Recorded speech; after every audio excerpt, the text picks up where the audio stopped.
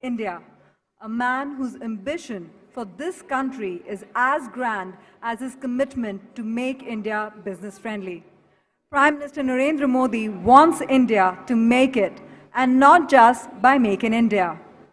And look who all have come to India for this event. Some of the world's best known CEOs, management gurus, and thinkers. These are people whose actions and words move the global economic needle, and their presence alongside an India Inc. starcast makes this event, in only its second year, a must attend for those who matter. Ladies and gentlemen, may I request Mr. Raj Jain, CEO, BCCL, to share a few words welcoming our speakers and the audience. Ladies and gentlemen, Mr. Jain.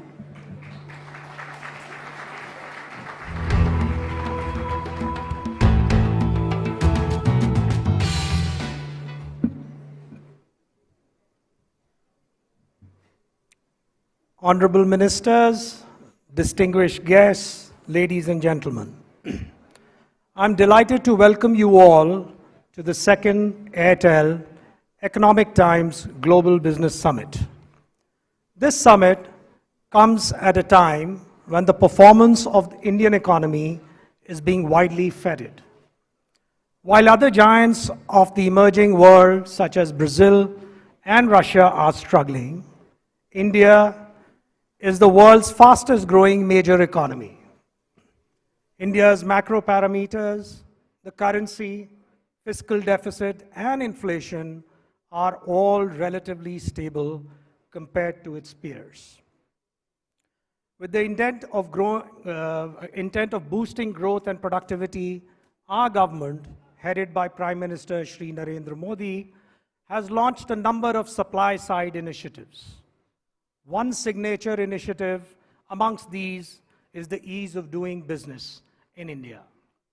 While many of us are impatient to see immediate results, I'm sure this initiative will yield rich dividends over a period of time.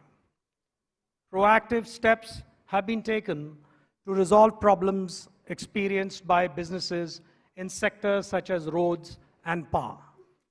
Environmental regulations are no longer the nightmare they once used to be. The government has also cleaned up sectors such as telecom, coal, minerals by auctioning resources.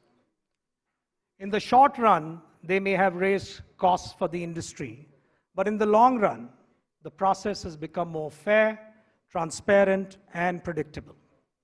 Ladies and gentlemen, while on one hand, the US Fed is beginning to transition to a more conventional monetary policy, we continue to live in a volatile world with plunging oil and commodity prices. At a time when the internet is impacting more and more businesses, we are clearly in the early stages of a technological revolution. Traditional businesses like taxis, banking, retail, and media, to name a few, are being turned upside down. In the startup world, we often hear about a new reality where Uber, the world's largest taxi company, owns no vehicles. Facebook, the world's most popular media owner, creates no content.